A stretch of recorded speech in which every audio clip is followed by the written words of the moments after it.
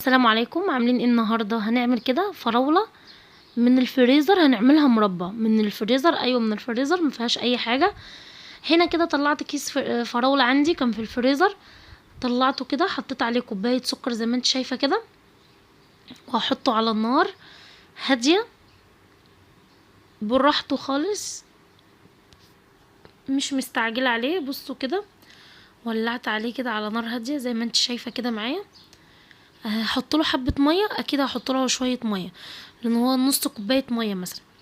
هسيبه بقى ايه لما يستوي كده ويغلي ويطلع كل الرمل اللي في قلب الفراوله كده. نص كوبايه ميه هنا كده، طبعا بعد فتره لان انا موطيه عليه النار.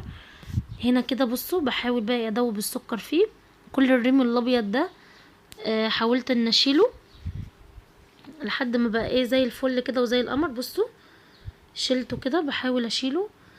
انا مش عارفه ان كاني مصوره وانا بشيل الريم ده ولا لا.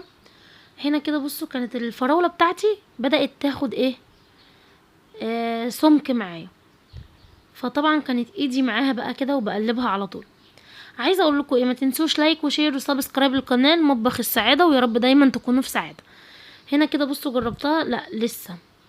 بصوا هنا كانت لسه عايزه تقعد شويه على النار. هرجعها تاني، هرجعها لاني هوريكي دلوقتي، ولما تيجي تبقى خلاص هوريكي هي خلاص ازاي. طبعا انتي ممكن تحطي حبه ملح ليمون عشان خاطر ايه تكسري السكر اللي فيها. عادي ممكن تحطي وممكن ما تحطيش، لو عايزاها تقعد اطول فتره معاكي ممكن تحطي عادي.